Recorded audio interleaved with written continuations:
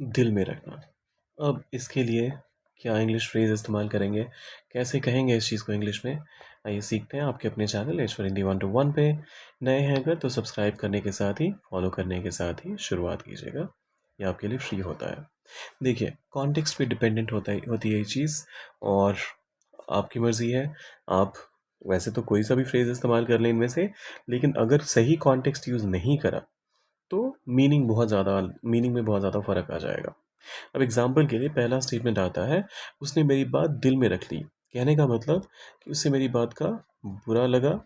सो यहाँ पर मैं इस्तेमाल कर रहा हूँ टेक समथिंग टू हार्ट। ठीक है, उसने ही अब यहाँ पर कीप का इस्तेमाल करने का आपको जितना भी दिल करे, कीप का इस्तेमाल होगा नहीं। सो ही टुक मेरी बात, माई वर्ड्स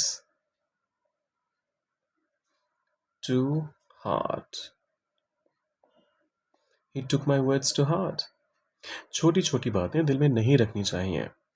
अब ये तो हर किसी के लिए एप्लीकेबल है, तो मैं यहाँ वन का इस्तेमाल कर रहा हूँ as a subject. So one should not, क्योंकि कहा क्या जा रहा है, नहीं ऐसा नहीं करना चाहिए।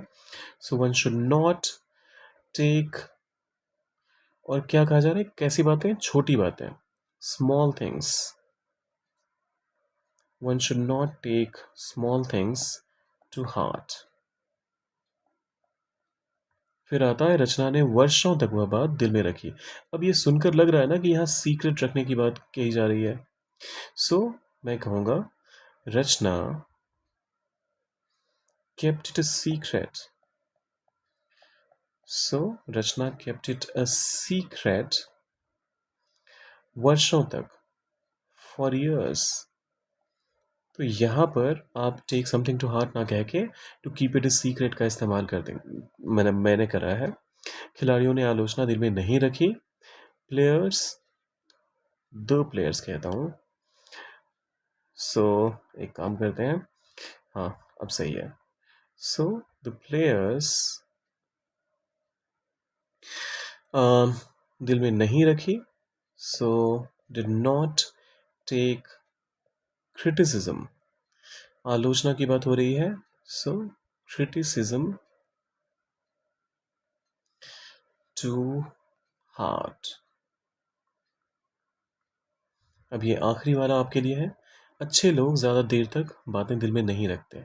इसका ट्रांसलेशन आप डालिए कमेंट में, और जाने से पहले लाइक, शेयर और सब्सक्राइब करके जाइएगा।